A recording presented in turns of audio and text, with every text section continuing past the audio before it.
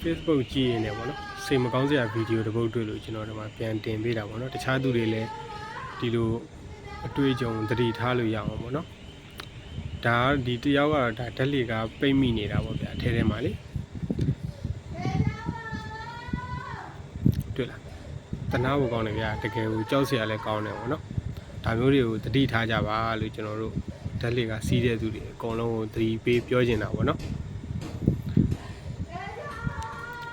ဒါသူကတော့ဒါမီးပြက်လို့ဖြစ်တာမဟုတ်ဘူးဗျာဒါကတော့ဓာတ်လေကဆက်အဲတာဖြစ်တာပေါ့နော်အဲတာဖြစ်သွားတာပေါ့အဲတာဖြစ်ပြီးတော့ပိတ်မိဒါသူ့နေရာမှာဆိုလို့ရှိရင်ဒါအသက်ကြီးတဲ့သူတွေဆိုလို့ရှိရင်တကယ်ကိုဗျာမတွေးဝင်စရာပဲနော်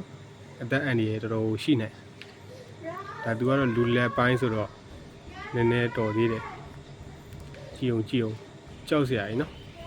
တနာဖို့လည်းကောင်းတယ်သူခင်ဗျာ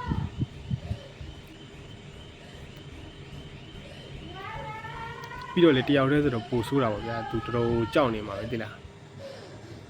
အဖော်လေးနဲ့ဆိုရင်နည်းနည်းတော်သေးတယ်အဲကြောင့်ဓာတ်လေကားတွေစီရင်သတိထားကြပါလို့ကျွန်တော်အကုန်လုံးကိုသတိပေးတာပေါ့နော်ဒါကျွန်တော်က